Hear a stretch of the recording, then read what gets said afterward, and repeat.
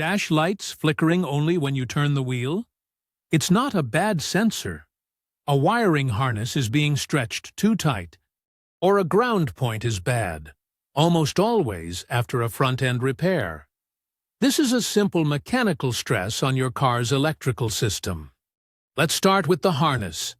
It's the thick bundle of wires running behind your bumper, carrying signals for your engine, brakes, and stability control. When a body shop reassembles a car, they're focused on panel gaps, not necessarily wire slack. They might zip tie that harness on the wrong side of a bracket, pulling it taut. Now, when you turn the steering wheel to full lock, the suspension shifts just enough to yank on that tight harness. This tugs a major electrical connector, and for a split second, the pins that let your car's computers talk to each other lose contact. They can't communicate, so they panic and throw codes. Usually U codes like U100 or U121. The moment you straighten the wheel, the tension is gone, the connection is restored, and the fault vanishes. The other common cause is a bad ground. Your car's computers need a clean connection to the metal chassis to work right. Key ground points like G1001 or G102 are often bolted to the radiator support or inner fender, exactly where repairs happen. If the shop painted over this spot before bolting the ground wire back on, that new paint acts as an insulator.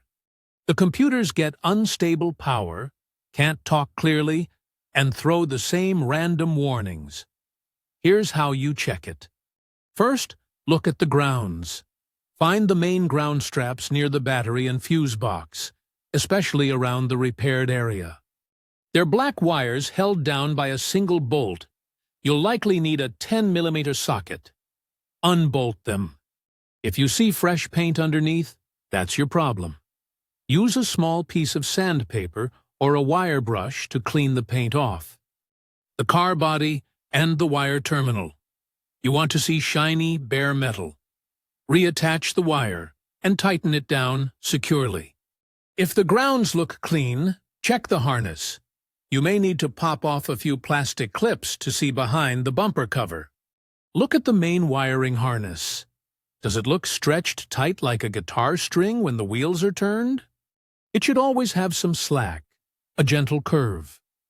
Follow it to the large connector it plugs into, often near a headlight. Unplug it.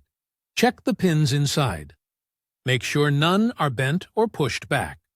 If they look good, a small dab of dielectric grease on the rubber seal is good practice to keep moisture out.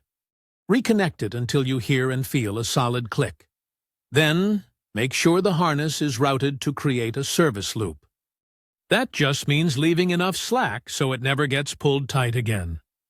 Ignoring this will turn a temporary flicker into a permanent problem. Every time those lights flash, the metal pins in that connector are being stressed. Eventually, a pin or wire will break, and that can leave you with a car that won't start at all.